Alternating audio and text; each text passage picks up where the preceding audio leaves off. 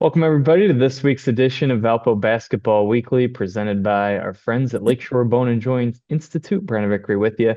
Glad to be joined by the head coach of the Valpo men's basketball program, Roger Powell Jr. His team has won each of the last three home games, and a big part of that, coach, has been O&D's. I mean, leads the Missouri Valley Conference in conference-only scoring average as we approach the midway part of league play.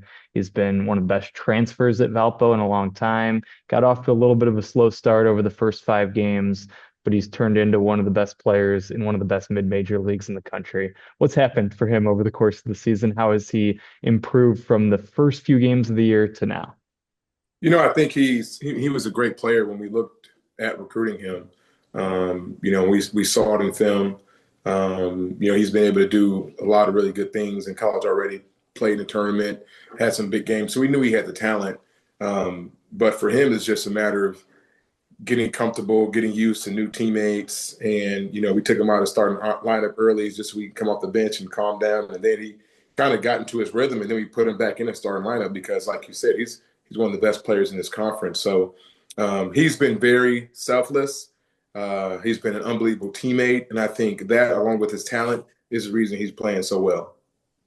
There were some moments or some games where your bench hadn't played as well. How special was it to see those guys stick with it and all have positive plus minus numbers on Saturday, outscoring UNI's bench 21 nothing? It was really good to see. I was extremely excited for those guys. They've had their struggles, and it's understandable. I mean, this is a whole new team. It's a different league, and it's not going to be easy.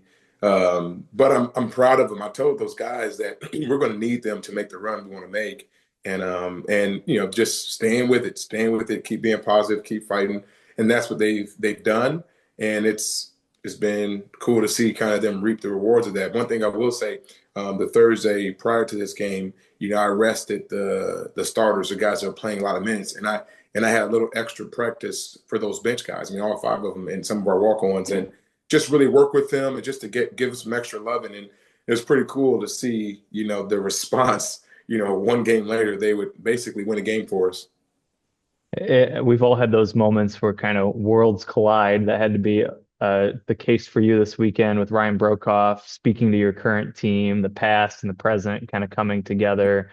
What memories come to mind when you think about Ryan, and how special was it to connect him with your current players this weekend?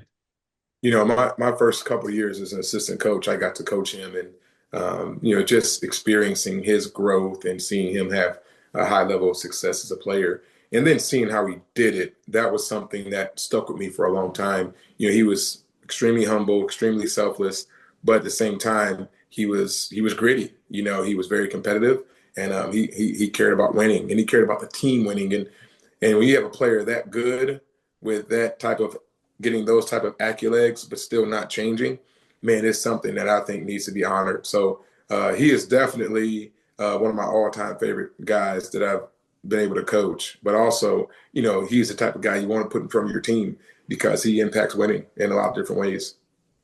Another thing that impacted winning on Saturday was the support of the fans. The attendance has steadily gone up over the course of the season. You've won three straight at the Arc.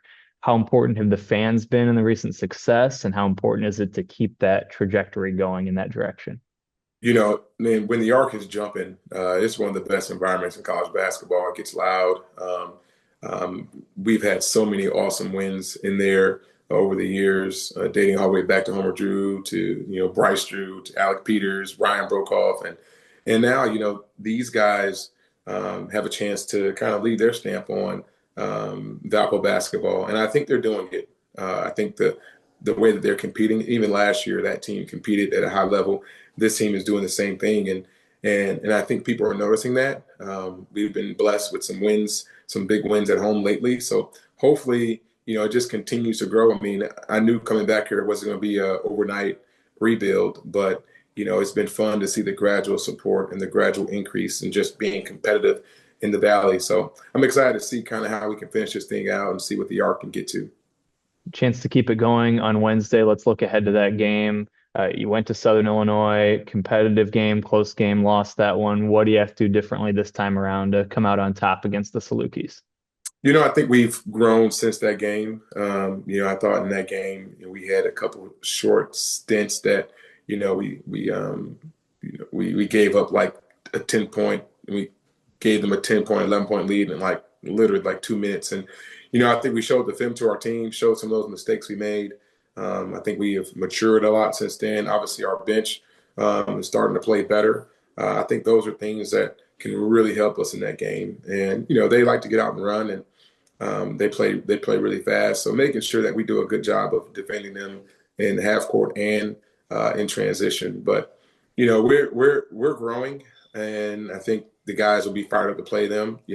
We felt like they didn't get our best game at Southern Illinois, even though it was a close game. So I'm excited to play them in the Arc with our fans and see if our guys can step up to the challenge and get a win. There he is, the head coach of the Valpo men's basketball program, Roger Powell, and his team's been playing well and been fun to watch of late. So we hope you'll join the action on Wednesday night. Tickets available, tickets.valpoathletics.com. We'll talk to you again next time on Valpo Basketball Weekly, presented by Lakeshore Bone and Joint Institute.